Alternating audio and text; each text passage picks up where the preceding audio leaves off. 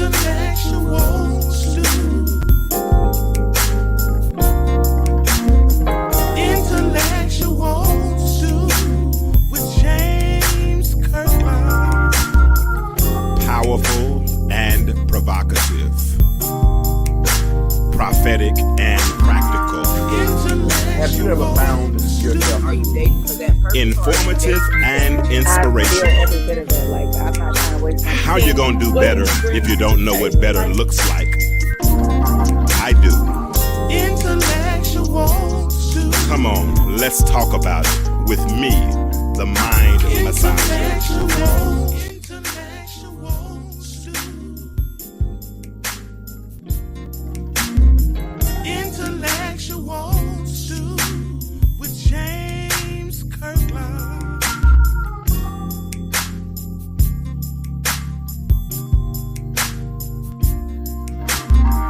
Intellectual stew.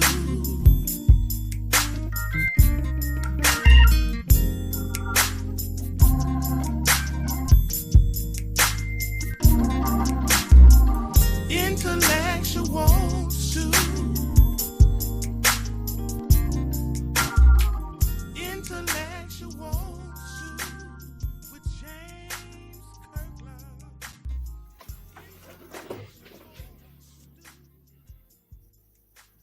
Get this together. Intellectual stew. Intellectual stew with James Kirkland. Uh-oh. We get ready to get this started. Let me take care of some technical difficulties. Let this music loop a couple of times so we can wait on a couple of people. Share this thread if you would. Intellectual stew. Intellectual stew. I'm gonna let the music go one more, maybe once or twice more. I'm trying to set up a couple of technical things to get the show started. To join the conversation tonight, here is the link.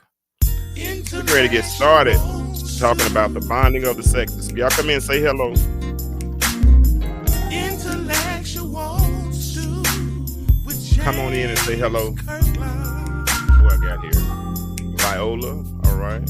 Keisha, all right. Viola, you shared it. I appreciate you. Let's get this conversation going. Just a moment. You said the same thing. What thing did you say? Good evening, everyone. I don't know. Both of y'all say good evening. Viola and Lakeisha. Good evening. Intellectual stew. I'm gonna let it go one more. Let the music go one more time, y'all, and then I'm gonna get started on this conversation because we got to get ready for the podcast on next Saturday night. I'm gonna talk about that first, and then the show tonight is gonna be as long as y'all make it because I gotta travel tomorrow, and I ain't gonna lie, I almost tried to play hooky, but still got to go on because we're trying to set a precedent for the podcast that we're gonna do on March 2nd.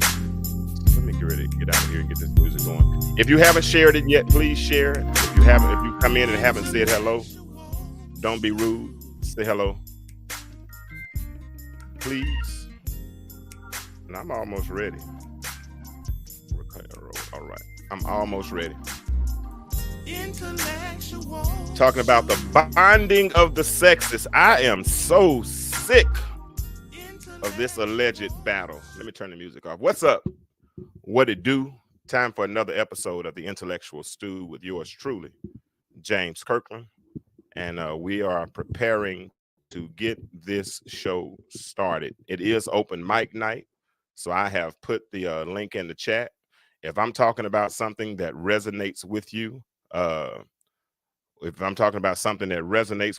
then jump in. Feel free to jump in. What's up, Don Talion?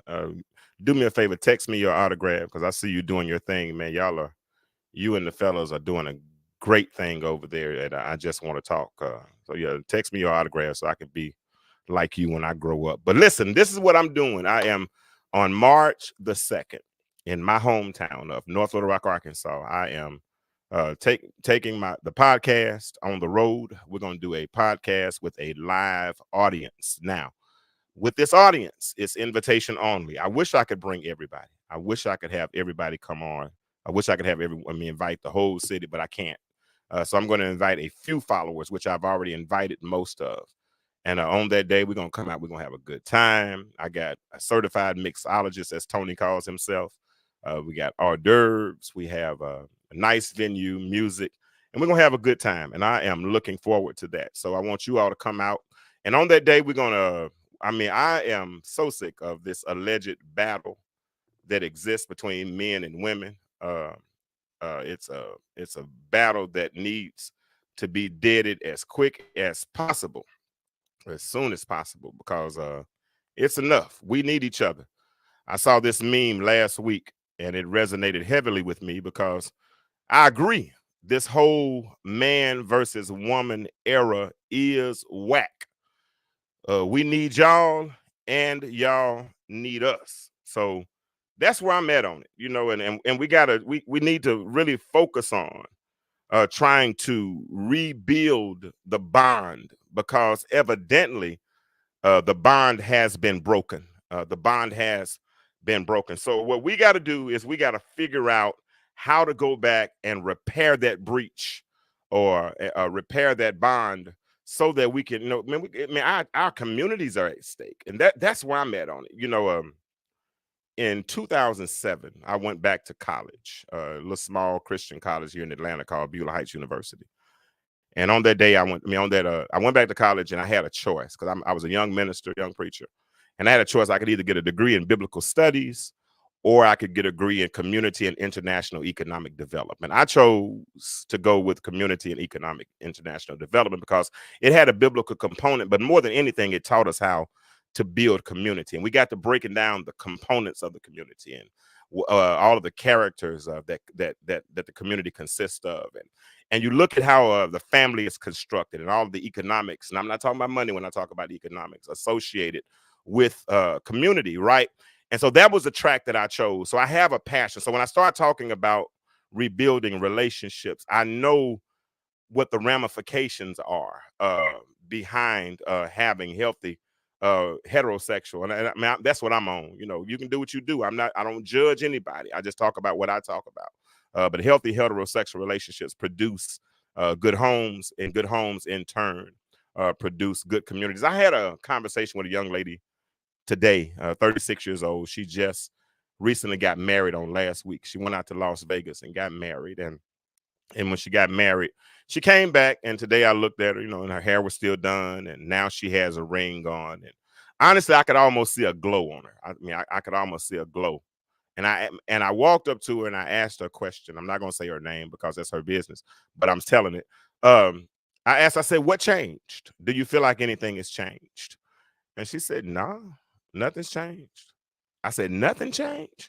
She said, no, I mean, we were already living together. You know, we were already doing this, nothing. I said, were you wearing that ring?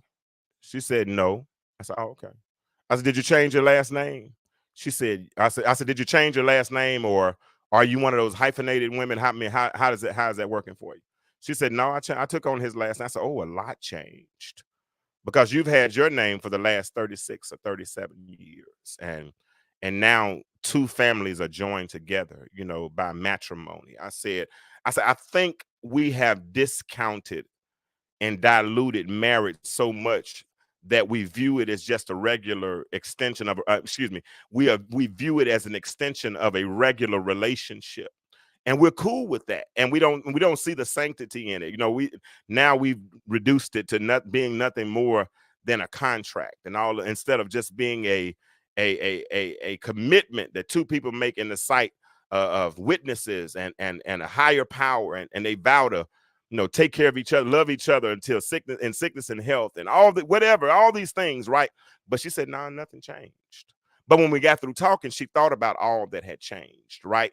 And so that was one conversation I had. But I also had another conversation today, and we're gonna get into the meat of the matter in a few moments, because I got a few things I want to talk about tonight. But I had another conversation with another young man in Little Rock, and he's a very intellectual gentleman. You know, he's recently gone through a divorce. You know, but he's very intellectual, very well known. And I asked him if he wanted to be a part. Well, first I asked him if he wanted to come to the event. And he said yes. He said, you know, I'm not really interested in that conversation, but yeah, I'll come and support you. And I got kind of quiet because I'm like, who would really not want to see healthy families, right? But as we talked further, because I don't just stop there, let's finish the conversation. He said, man, I'm in a place right now that I just want to be the best version of myself. And the only way I can become the best version of myself is to work on me. And he said, so at this point, I'm not even ready for a relationship, let alone talk about repairing a bond or anything else. And I felt him on that because we have to know what stage we're in. We have to know. I know my little brother just saw me on this show right now. He's calling me right now. So I'm gonna have to call you back, Hawk. I'm on my show right now, bud.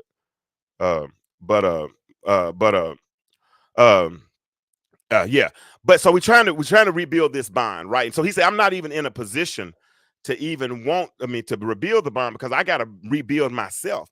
And I think that was a powerful place for him to be or to recognize. And I shared with him that I get it because I'm where he's where I was 2 or 3 years ago, you know, after my divorce. And after I had gone, well, really not even 2 or 3, probably a year ago, somewhere in that point. So I felt him, and you shouldn't move forward until you're ready to move forward. You shouldn't move forward until you're ready. But a lot of times I think some of us use healing as a crutch because we're afraid to move forward. But I'll get into that later. So what I wanted to do tonight, and like I said, it's open mic night. There is a link in the chat. If you see it up there, it says to join the conversation tonight. Here's the link. Or if you just see something that says StreamYard.com, that is the link. You're welcome to come in and join me in this conversation because it's going to get good in a minute. So let me get started. I want to put this up again so we'll understand that this whole man versus woman era is whack. We need y'all and y'all need us. Man, no ifs, ands, or buts about it. We need each other. So this is what I was thinking about today. Let me get out here to where I was trying to get to, because I believe that television, because I was thinking about what are some of the things that are helping to break the bond between black men and black women. Now, I know we're going to get into solutions, but in order to really get into solutions, you have to really identify the issues. And last week, we went a different route. We ended up identifying the issues, and I'm going to deal with that a little bit more tonight, and then we'll start the segue. And by next week, we'll really be into solutions. And on that Saturday, that's all we'll be talking about is solutions. Okay, so here we go. So this is the question: did television and social media break the bond between men and women? Did television and social media break the bond? Because if we look throughout history, we have been, whether we know it or not, we shouldn't discount the effects of social media and television on our relationship, because what the majority of us are creatures of habit. And what I mean when I say creatures of habit, I mean that we emulate or we imitate whatever it is we see. That's just who we are. We're creatures of habit. Most of us, not all of us. Nothing is absolute, but most of us emulate what we see. And so whether television show, like studios and Hollywood and all of them, whether they did it on purpose or whether they did it inadvertently, they controlled our diet and our lenses on how we view relationships. Because remember this, we are the effects of what we've been exposed to and what we have embraced. Please understand that. If we've been exposed to something over time, we become the effects of it, right? I mean, if you let's just when I was younger, I I had the conversation the other day on my Facebook page about mushrooms. One of the reasons I don't eat mushrooms, I don't know if I'm allergic to them or they just make me sick, but whatever.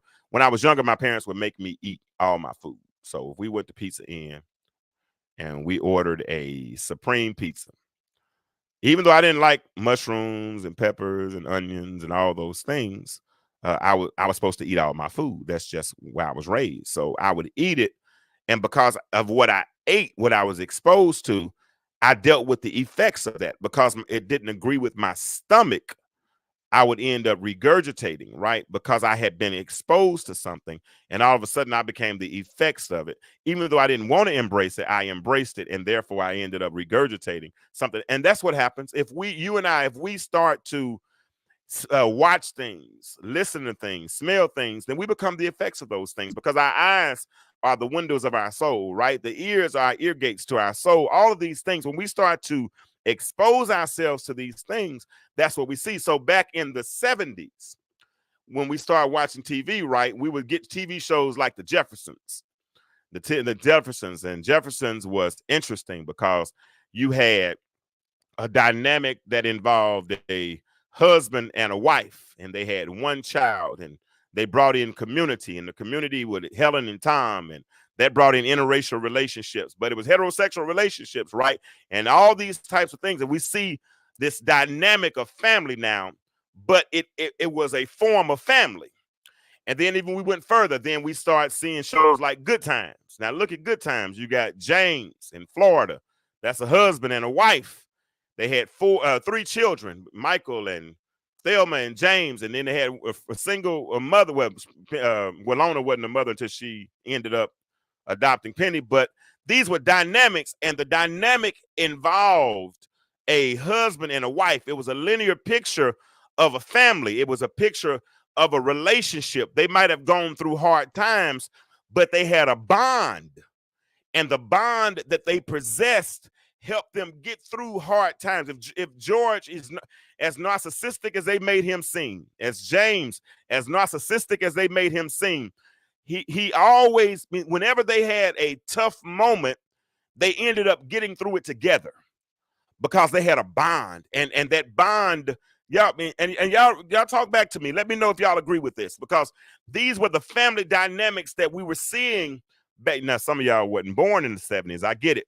But we've seen the TV show, The Jeffersons and The Good Times, and we've seen how they had this family dynamic, and the husband, James, whether it be James in Florida or Weezy and what's her name, Weezy and George, but they had a bond, and it was evident that they had a bond, and that was in the 70s because family was important back then, and the shows seemed to depict family. And then we came into the 80s. We get into the 80s, and now we start getting shows like Cosby Show, right? We got a doctor and a lawyer, and they got 4 children, and well, really 5, because they only had what's called Sandra on there, but 5 children. And these children are educated, and they're articulate, and we learn life lessons, right? And it was kind of like a formula, because this is the imagery that we saw at this time, because now you got families, and people are looking, and they see what a marriage, even if it's on TV, even if it's not real life, it kind of looked like real life, because the Cosby Show, I mean, it showed this dynamic of a husband and a wife, and they're raising children. They didn't make decisions by themselves. They consulted one another. If it came down to discipline, then they did it together. I mean, Claire had a way of looking at you. If she looked at you a certain way, I mean, that would be enough to make you want to get right. And her husband supported her. And likewise, I mean, Heathcliff was a little bit different. He had a lot of humor in his the way he disciplined and all those things. But they had a bond. And that bond was a united front. They worked together to make sure that they parented the children. Not only Cosby Show, but go a little bit farther. Even Family Matters. Family Matters they went even farther. They had, I can't remember all their names, but he had the wife, had the sister-in-law, and the sister-in-law had the little son named Richie, and they had their own 3 children. They had the neighbor next door, but there was a bond there. And the bond seemed to be somewhat unbreakable between them, right? Because that's how they would raise their children. They would have a united front, and that united front emanated from a bond that was being perpetuated through the screen. It was like Hollywood understood the value of family, so they showed us family. And when they showed us family, we had examples, and those examples were good examples that we could look at. A man could look at a man in his role as a father. We could look at a man in his role as a husband. Hell, even I ain't mean, my bad. Even Heathcliff and Claire, they put on their pajamas and put on a robe and slept in the same bed. I mean, these were things that were family dynamics that, whether we knew it or not, they were becoming a part of our psyche, because they were showing us what family really should look like. But this was the 70s and the 80s. And the 70s and 80s, that family was a big thing. I mean, you were considered successful when you got an education, got married, had children, had 2.5, had a house with three bedrooms and 2.5 baths, and and all these things. Those things were considered to be successful. Those were the symptoms of success. So everybody wanted a family. Everybody, people would go to school, meet their significant other, and live life happily ever after. But that was in the 70s and the 80s. But as time started to shift, as time went farther along, then we started getting into the 90s, and now we started seeing shows like Living Single. Now, Living Single was cool because you had strong women, and they were neighbors with strong men, and they were all single, and they had their platonic relationships, they had their interpersonal relationships. There wasn't any judgment, and they supported each other. Every now and then they might cross the line. I think Overton and what's her name? Yeah, what's her name? Y'all help me out. Overton and Sinclair. Is that her name? Sinclair. Overton and Sinclair ended up eventually getting married. But it seemed like the single life, this is me talking now. Now, I'm just James. I'm not Jesus. But and my opinions are just my opinions. But it seemed like the single life started to be glorified a little bit more. It seemed like the single life started to be glorified a little bit more. And because it started to be glorified a little bit more, then people started to acquiesce and acclimate to those types of lifestyle. I mean, that was Living Single. Go farther, even Martin. I mean, you had 3 men, 2 women, wonderful relationship, interpersonal relationship. Things started to change a little bit with old girl across the hall, Sinead. We started getting introduced to some other things, but we'll leave that where that is. But I'm just focusing on the single part, the interpersonal relationship. I'm wondering, because they still had a type of bond, but it's like the bond. I want y'all to walk with me and think through this with me. It was a type of bond, but it was a different type of bond. Because now, I don't know if it was as agape as much as it was phileo. Agape meaning unconditional, and eros kind of mixed together, because we're married. The bed is undefiled. We're raising children together. We have this relationship, where it's a trust, because so it was a little different. But all of a sudden, here comes Living Single. Here comes Martin, but they still got an element of family, even though it's not blood family. It's a different type of element, because you still have interpersonal relationships.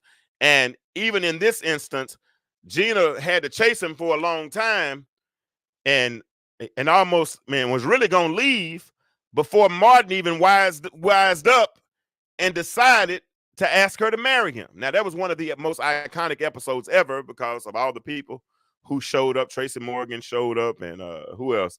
Brian McKnight came in and sung the song, and eventually they ended up getting married. So after all those years of interpersonal relationships, after all of those things of dating and all those whatnot, then Martin finally showed us, and I'm talking about imagery and what Hollywood allowed us to see. They finally allowed us to see Martin and Gina get married. Yeah, that's cool. Great. But now let's go into the 2000s. Now we start seeing shows like Girlfriends and the interpersonal. You had William, don't get me wrong, but William wasn't messing with none of them. But you had William now, you had Joan, and I can't remember Maya, and I really can't remember all their names. I probably should have researched that, but I forgot their names.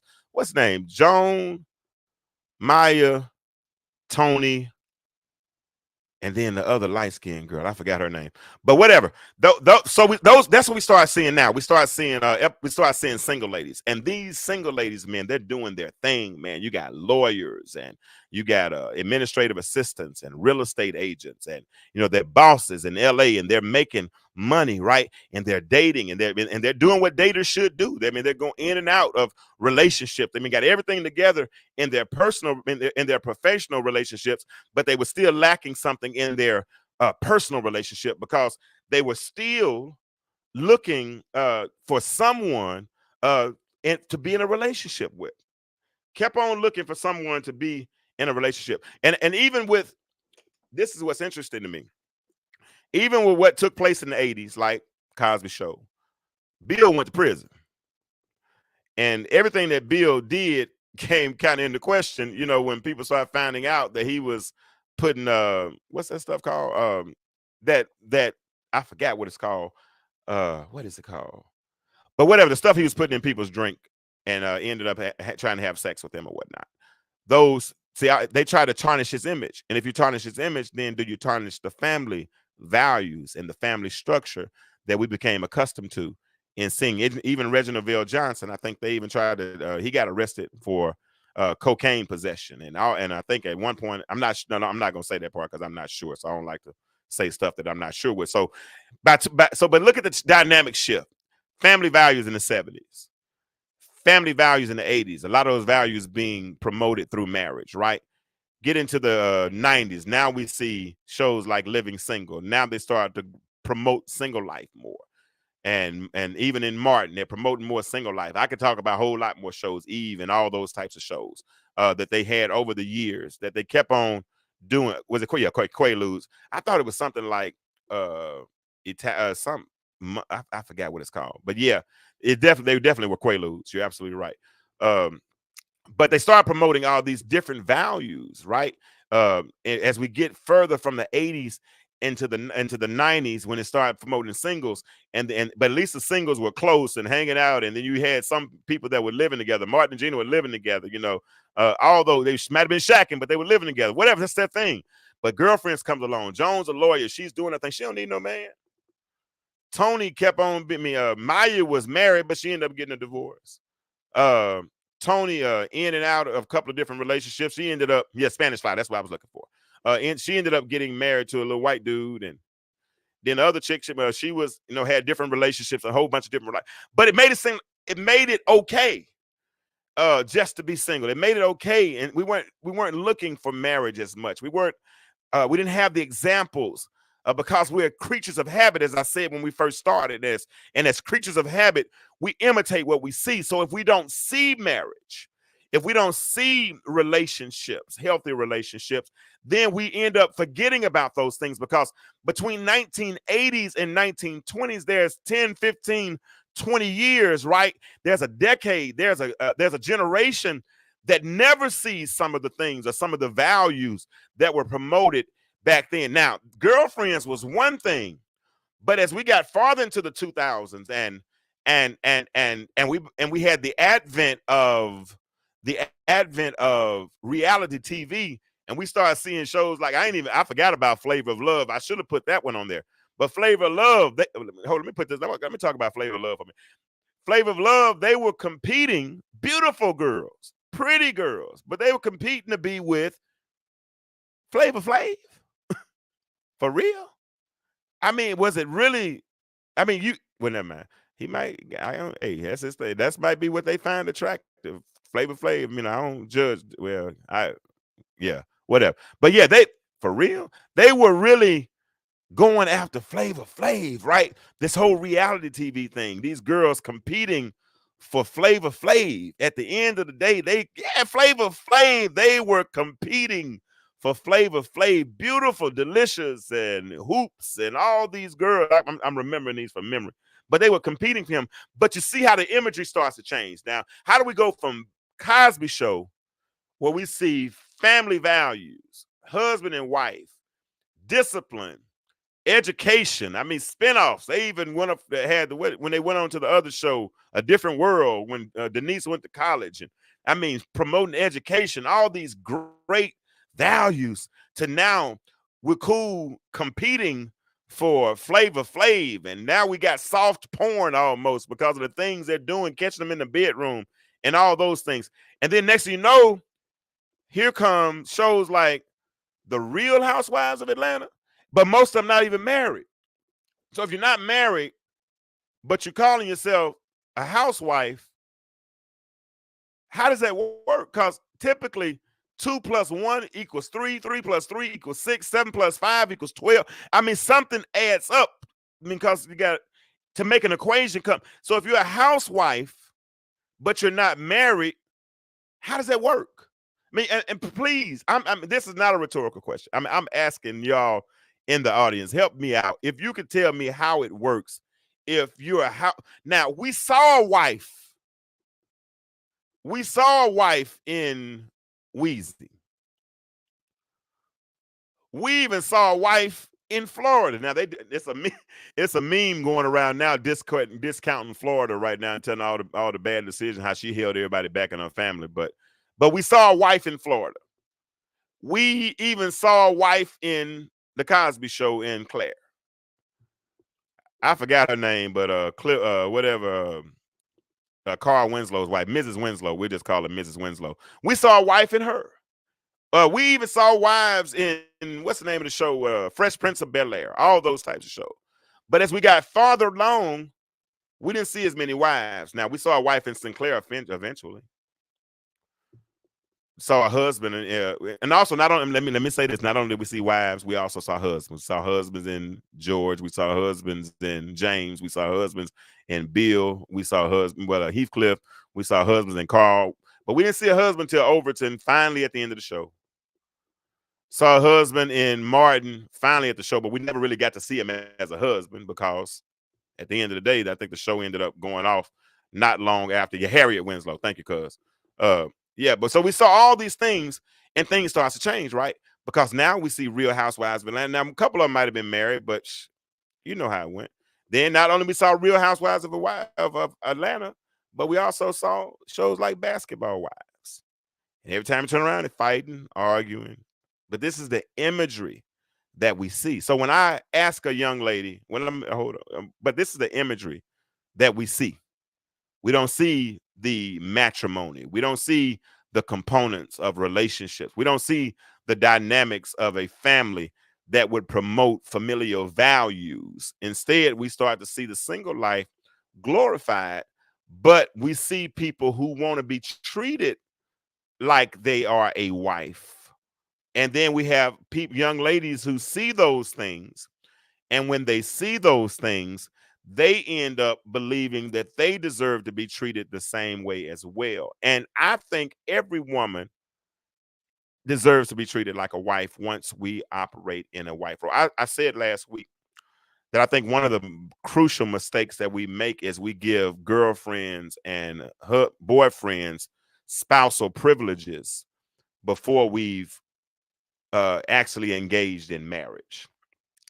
I think that's one of the mistakes, because at that point if you give a person all of the spousal privileges in the beginning, what do we have to look forward to? What changes? And that's probably why the young lady I asked today, I said, because she just got married last week. I asked her what changed. She said, nothing changed. No, something changed, young lady. A whole lot changed. A whole lot changed. So let me ask you all, and I want you all to talk back. And like I said, the link is in the chat. If anybody wants to jump on and share in this conversation, Lakeisha, Viola, Kiara, any of y'all want to jump in, feel free to jump in. But do you think, because if you look at where we were in the 70s with shows like, and I know I've left off a lot of shows that really promoted her. I mean, what is it? Married with Children. I mean, that was even a good show. Bernie Mac show. That was a good show.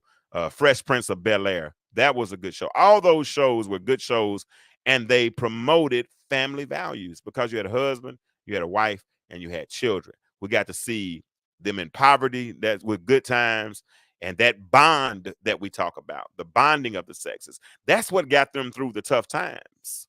Because you know what, it's nothing like having someone Leave It to Chris. Oh yeah, with Chris Rock. Yeah, that was a good show too. It's nothing like having that other half, because you know you're not whole, not that just that other person, but that other half, that if you've had a hard day or you're going through a tough time, somebody that you can connect with, that you can bond with, somebody that you can talk to, somebody you can tell all your secrets, and you don't have to worry about them using those secrets against you.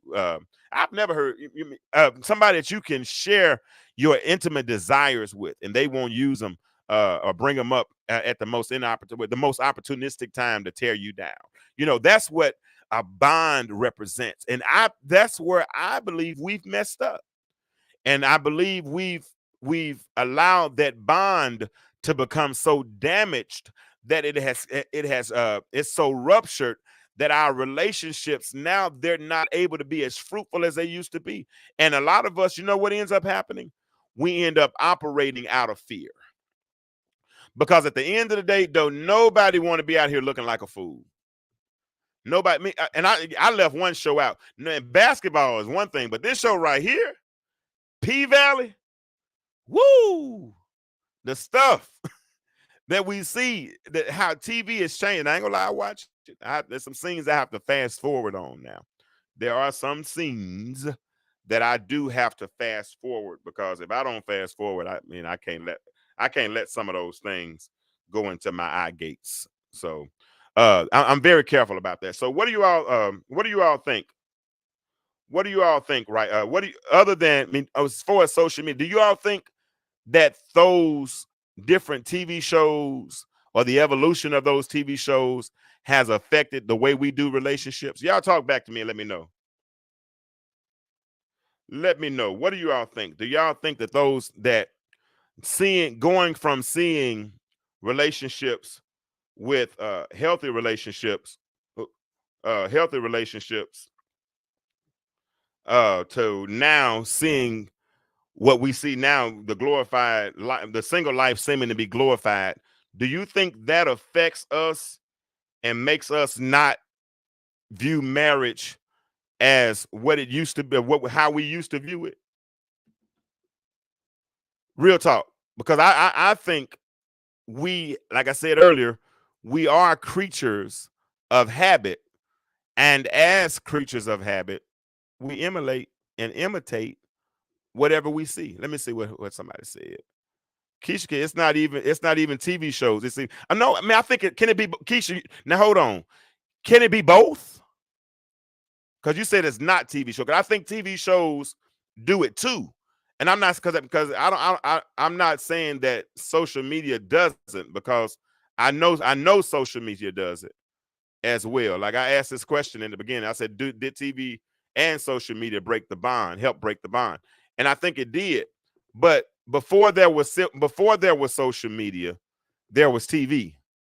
And I don't know if TV is a form of social media. Somebody who's a techie might be able to tell me if that's the case or not.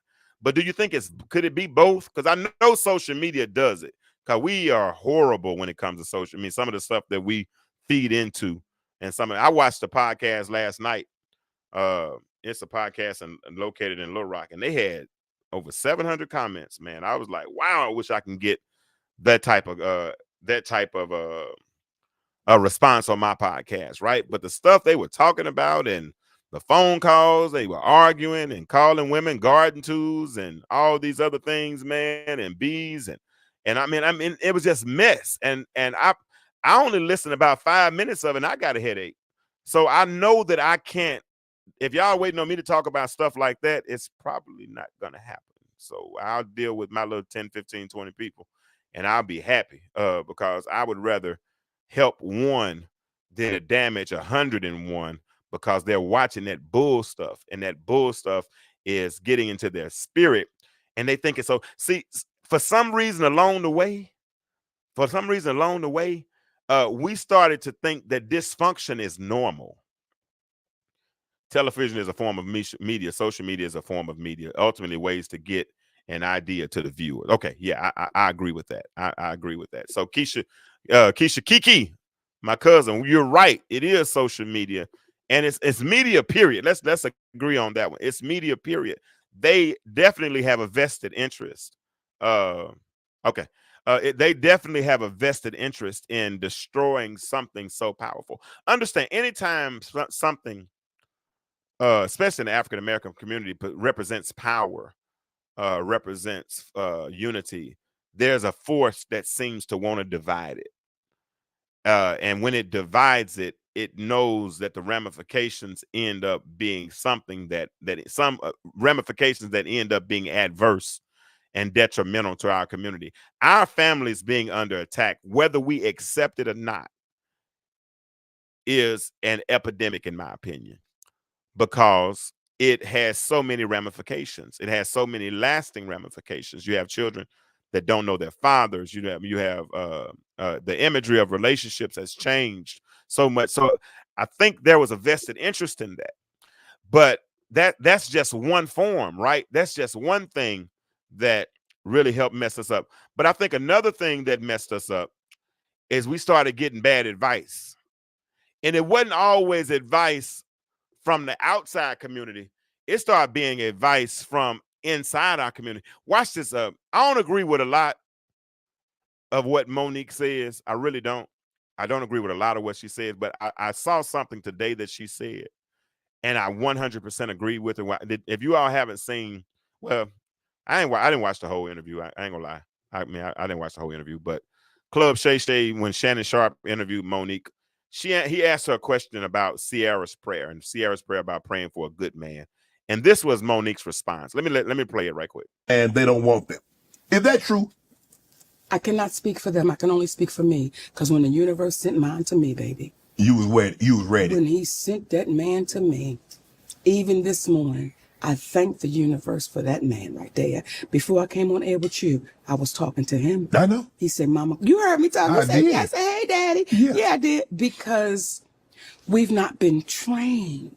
We've not been conditioned to understand you. We've been trained to fight against you. Right. We've been trained to go against you. We've watched our mamas, our grandmamas, our aunties speak ill of a black man. So now when a black man comes and he good, you waiting for the bad because grandmama told you black men wasn't shit. Mama told you black one wasn't shit. Your auntie said black men ain't shit. So all you have in your mind is black men ain't shit. And so when you get that beautiful black man, he's now got to say to you, erase everything they taught you. Right. Because I'm here. Or then you treat him like that, and then he goes, and then you talk about. Now you're mad because he didn't want you the white girl, Shannon. Let me take that part out about the white man part. Okay, the white woman part. But so is this true? Because y'all, I'm not a woman, so I don't get those. I don't get that advice. But sisters, is this true?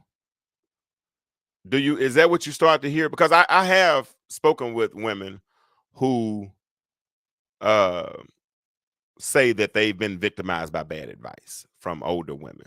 I had one woman tell me point blank, and this wasn't an auntie or a mama or a grandmama. It was just a lady in the barber in the beauty shop. She said she would probably still be in her relationship if she wouldn't have gotten such bad advice from that old. And I think from that older woman, I think as my mind be going before my thoughts sometimes. I'm sorry, but I think that as older individuals that have gone through experiences, it's our responsibility to share advice, not unsolicited. Let me quantify that statement, because sometimes we share unsolicited advice, and that's annoying. I don't even like that. But when it looked like a good place for a stick up, when it's a good time when somebody's struggling and they need some good advice, share advice that can help. But when you share it, you have to share it from a healed place. When you all get a chance to read my book, you're going to discover that I wrote the last chapter. Excuse me. I wrote the first chapter at the end. Because when I initially wrote the book, it probably would have been, I wrote it from a hurt place. And being in a hurt, unhealed place, the book probably would have been a constant bleed for anyone who was reading it. So I went back, I wrote it because it took me a long time to write it. So by the time I finished writing it, I went back and rewrote the first chapter. And I think the first chapter might be Now I'm Ready, because I needed to go through, I needed to write it with different lenses so that I could resonate. Let me see what Lakeisha said. She said, I grew up around, and sisters, y'all feel free to share. She says, I grew up around single women, and one thing that I appreciate them for teaching me is how not to beg for the attention of a man, but be ready when a great man comes along. That's good things. That's a good thing to be taught. And it's not so much because we have this whole ideology now of who's the prize, and we arguing over whether I'm the prize or she's the prize, and who cares? I'm tired of that conversation. That we need to get rid of that one, because the relationship should be the prize, right?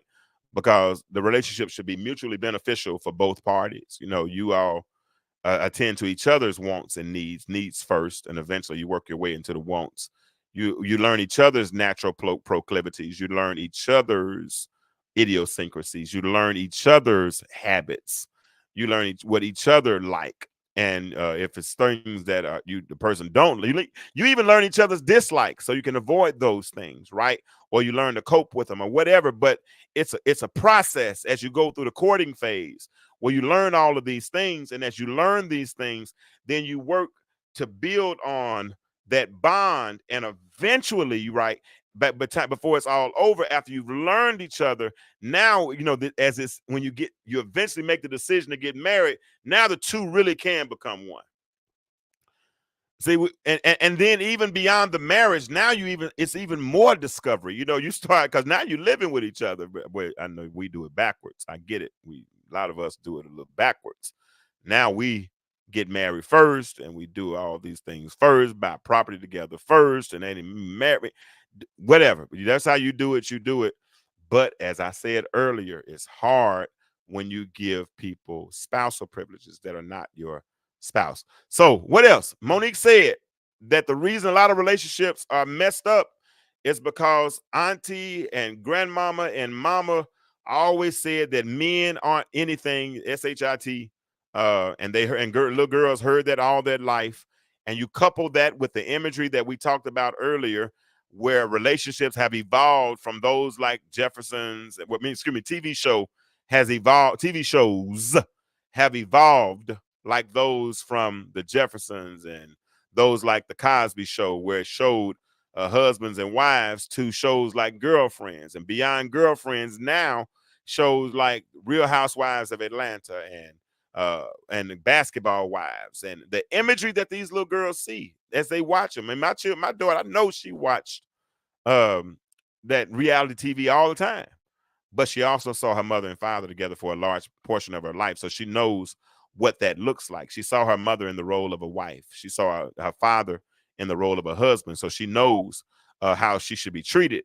And those are the elements that are missing. Those are the elements that over the years have broken the bond.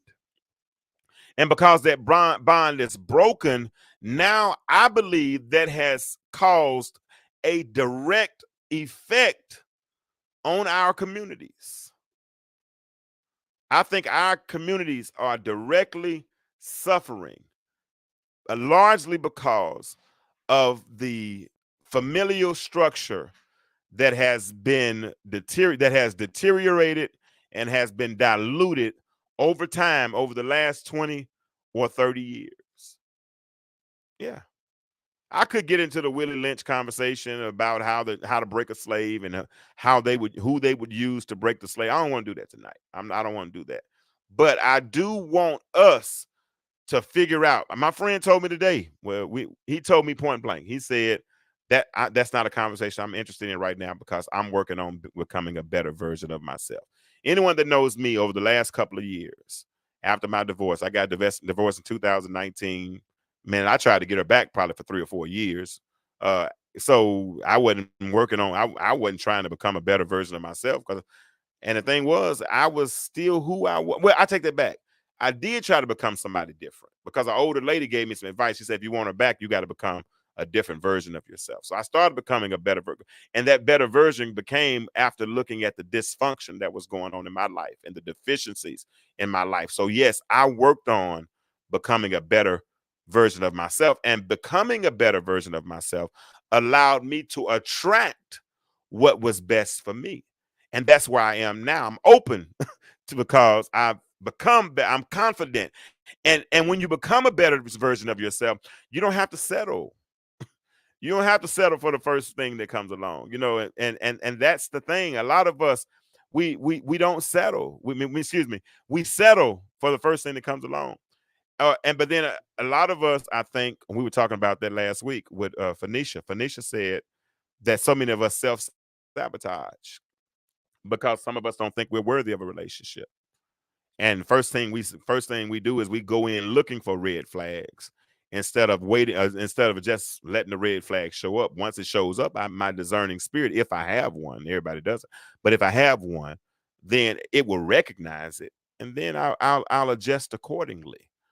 But that's when I'm healthy in my own emotions. That's when I'm operating in my own emotional intelligence. That's when I have become the best version of myself. And I'm able to present that person because I show up every day. And that's what we have to do. We have to show up every day. And then once we do that, we have our half on a strong bond. As I go into a relationship, whenever the Lord decides to allow me to go into, I want whoever is I go into a relationship with, I want them to really be able to go have their half on that bond, man. I'm not worried about the 50-50. I mean, we'll provide, we'll do whatever we need to do to make sure things move along as they need to move along, but at least go half on that bond. Last time I checked, iron sharpens iron.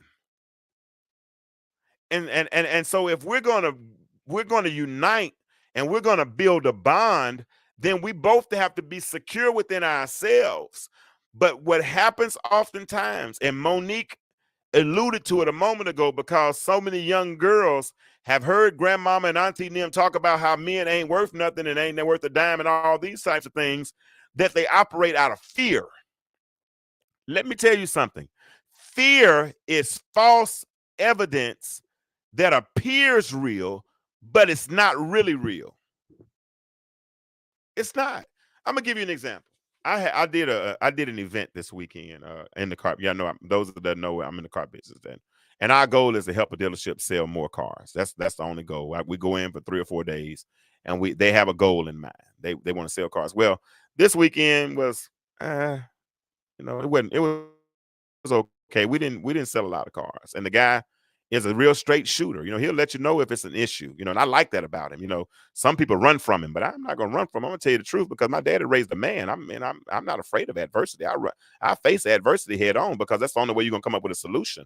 But you don't have to. You can face adversity without kicking and screaming. You can just have a conversation. Words are powerful. It's just how you express those words. And in interpersonal conversation, there's a sender and a receiver, and there's a medium. The sender, I'm the sender. He's the receiver. The medium is how I get the message to him. And as long as it's clear, it doesn't matter, right? And I'm not clear. I don't get clear communication when people yell at me. I don't. So I was kind of cautious about how I was going to deal with him, because I didn't know how he was going to receive the sale. So later on this afternoon, I thought about it. I said, you know what? Forget it. If it didn't go well, I'm sorry. I texted him. I said, hey, bro, listen, appreciate you for the opportunity. I'm sorry if you didn't get the desired results. But I think it went well. But let me know if you saw any value in our services, let us know and reach out to me again. He reached back out and said, oh, no, it went well. I would have liked about 3 or 4 more cars. But overall, that wasn't your fault. You did what you needed to do. That was on us. We have to fix our functions so we can do what we need to do. Don't worry. I'll be talking to you soon. I said, cool, man. I appreciate that. You're a straight shooter. A lot of people will be afraid of that. I'm not. I figured if it's something we need to fix, let's fix it. But more than anything, man, thank you for the opportunity. Let me know if I can help you again. 5 minutes later, he called me, booked me, wants to book me again. Let me know he's going to use us several more times this year. But if I would have let fear continue to become amplified, if I would have listened to false evidence that appeared real, guess what? It wasn't even real. I'm sitting here having a mental boxing match with air. And I've never seen air with a black eye. I've never seen air with a bloody nose. So if you fight air, air is going to win. And that's what happens a lot of times in relationships, especially when we've been crippled, when we've been our worldview of relationships have been shapen by negative opinions, because you got mama and auntie and grandmama and them. I had one lady, I've told this story before. I had a lady on my show, and we're getting ready to wind this down. But I had a lady on my show a few months when she went on the show. I'm sorry, but she's a friend of mine. We were having a conversation, and her biggest pet peeve, she said, she's afraid of a man cheating on her. That's her biggest pet peeve. She's like, I don't want a man cheating on me. I would not put up with cheating. That's the last thing I'm going to do is put up with cheating. I'm not going to put up with cheating. I mean, she's on this tangent about who's not going to cheat on her. So finally I said, were you cheated on in the past? She said, no. Was your mama cheated on? No. Grandmama cheated on? No. Well, why are you so afraid of? But back to those TV shows like Cheaters. Man, you get on a Saturday morning. I remember a time on Saturday morning where Cheaters would play like for 8 hours in a row. And I found myself sometimes watching it for 4 or 5 hours myself. And then Cheaters will have you thinking people cheating on you and you're not even in a relationship because of the imagery of television, because of the imagery of us emulating and imitating the things that we see. And we got to fix that if we're going to repair the bond that has been broken. And I am sure that you all can agree that that bond has been broken.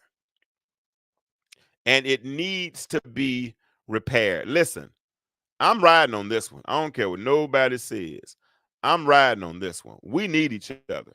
And this whole man versus woman era is whack. We need y'all, and y'all need us. Vincent Jackson said something last week that I thought was really, really key and critical. He said, because he's been divorced as well, like me, but he said, married people, keep fighting for your marriage, because this dating world is strange. 0 stars. I do not recommend. He had hundreds of comments under that, and they were all single people telling married people, because I hear married, I see married people. I watch sometimes now. I don't know why I just did that. I watch married people now. I mean, that it look like some people get into marriages with the expectation of getting a divorce. They get in with the plan of getting divorced, not the whole until death do us part thing. Me personally, I was married 20 years. I told y'all that. And I grew up in the marriage. I learned how to be married by the end. I just had created so much in that growth. I had created so many growing pains that the pain, I guess, became unbearable for her. And because it became unbearable, when we are presented with pain, we have a couple of options. We either rehabilitate or we amputate, right? And rehabilitation is hard because it requires work. Amputation, that's easy. I cut it off. But if I amputate, typically I'm walking with a limp now because my limb is artificial. It's not the same. So we got to figure out how to rehabilitate. Now, under Vincent's post, Vincent, like I said, he said, married people, keep fighting for your marriage because the dating world is strange. 0 stars. I do not recommend. There was one gentleman who put this post up. I can't see that right now, so I'm going to try to read it from here. But Lewis Parsons said, man, I'm laughing, and it's funny because I'm reading these comments. And I'm looking at some of these people trying to figure out why they're single. And then I'm asking myself, and this is a very logical thought, he says, and then I'm asking myself, why don't the people who think it's so bad and agree that it's so bad just date each other? And then I came up with the theory that it's probably not as bad as folks think it is, but that it's just that everybody wants who doesn't want them and busy running away from those who like them. Maybe if folks' standards toned down a little bit, there would be less complaining. But of course, nobody wants to do what they deem as settling. So I say either get in where you fit in, or just suck it up and be single. That was tight. That was deep. He says if it would be easy if the people who think it's so bad would just date each other. But then he came up with the theory that it's probably not as bad as people think it is, but it's just that everybody wants who doesn't want them and busy running away from those who actually like them. Do y'all think that's true? People run away from people who actually like them. Be so much easier because if people really want, but we've watched shows, we've seen the single life so glorified that we're comfortable. I was talking to one lady and she said she wouldn't date a man that either has never been married or doesn't have children, wasn't married at least, I think she said 8 years, or didn't have children because they don't understand certain problems, or they might lack a certain amount of empathy. And I kind of understand. I kind of get it. Because this single thing, boy, woo, I'm telling you, it's a trip. It's a trip. It's a trip. It's a trip. But I thank God that James, talking about myself, I'm speaking in the third person, has done a lot of the necessary work to become a better version of myself. And that's my advice to you. My advice to you is keep showing up. Keep on becoming a better version of yourself so that when the time comes, number one, you will attract what you deserve. I think sometimes we think we deserve things that we're just not going to attract because it's not attracted to you. And that's okay. Somebody is. All right. Certain things I have preferences. I'm not gonna say what those are because I don't want to be but I like a certain, I'm not gonna say that. I'll say it another time, but I want to say it so bad. Should I say it? No, I'm not gonna say it. But I have preferences and I'm not gonna go outside those parameters. Let me take that back. I have become a little bit more flexible in my preferences because I'm 50, I'm in my 50s now. So I have to be a little bit more flexible. But I'm going to be realistic, as we all should be. But if you put in the necessary work, right? If you keep becoming a better version of yourself, then some of y'all call it the universe, God, whatever. It's going, what you deserve is going to come. And all of it, I think we all deserve what's best for us. And that's why on March the 2nd, I want you all to those that I have invited in North Little Rock, Arkansas. And I still have a few spots available. So if you want to come, reach out to me. And if you're listening right now, that means you're probably a follower of the show because that's the only prerequisite. So March the 2nd at the House of Art in North Little Rock, Arkansas at 6 p.m. we will have a live podcast called The Bonding of the Sexes.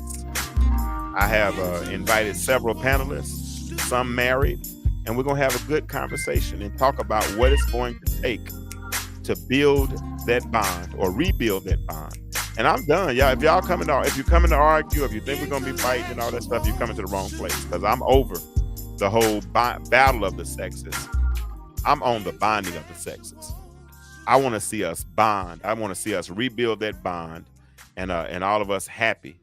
Now listen, numerically, everybody's not going to be happy because it's just a whole lot more women than there are men. But I think those numbers can change as we become a little bit more flexible and we become better versions of ourselves so we can attract what it is that we do deserve. Thank you so much for tuning in tonight. Like I said, I'm setting the foundation for the podcast on that particular day. I know y'all missed my panel. I missed them too. In fact, I'm working on putting together the panel that I think would benefit us the most. I don't just want to put people on because some people just want to be on just to talk and argue and all. I want the right panel, the right mix, the different diverse opinions, so that we can represent people from different walks of life, right? Because I don't believe there's a one-size-fits-all answer for anything, especially when it comes to relationships, because anatomically, God made us with different fingerprints. So if we have different fingerprints, we definitely can have different thoughts and different ideas and different perceptions, and that's okay. And so I want to get as many as possible, and then let's talk about them. And we talk about them in this format. And I appreciate you all.